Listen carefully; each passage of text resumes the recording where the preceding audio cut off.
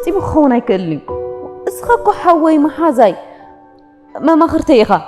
ኣፍቃሪይ ክትከውን ኣይትኽእልኒ ኢኻ ቀዳማይ ነገር መሓዛይ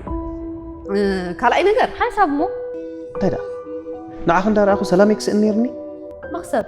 ከምዚ ይትፈልጠ ለባይትኩም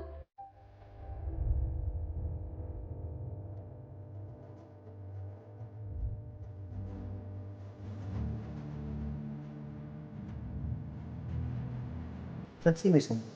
ኣታ መመሊሲ ክቕጭ ዝመፀኒ ሰብ ከምዛ ዘይትፈልጥ ብዕላላ መሲላ ናይ ቀደም ኣፍቃሪይ ዝሩቡን ዘይዝሩቡን ዝተዛረባን ጌራ ኣብ ቅድሚ ዝሰራባን ዳፍነ በቃሞ ውሳኔ ንዓይ ዝምልከት ተኾይኑ ትንበር እዛ ሕጂ ዝብለካ ጥራይ ፀሓደይ ንዑ ይሂድ ኣና ዓይን ጨወርካ ተራግፈለይ ኣነ ንኽዘነ ውሽጢ ኻዲ ግደፍ እንደበጀኸ ናይ ቃላት ጅግና ይትኾንለይ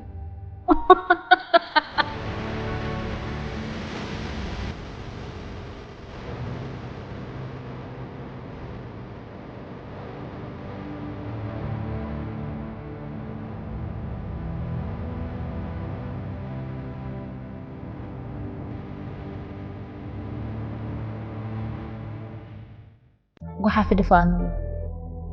ማለት ሰብ ወድዲ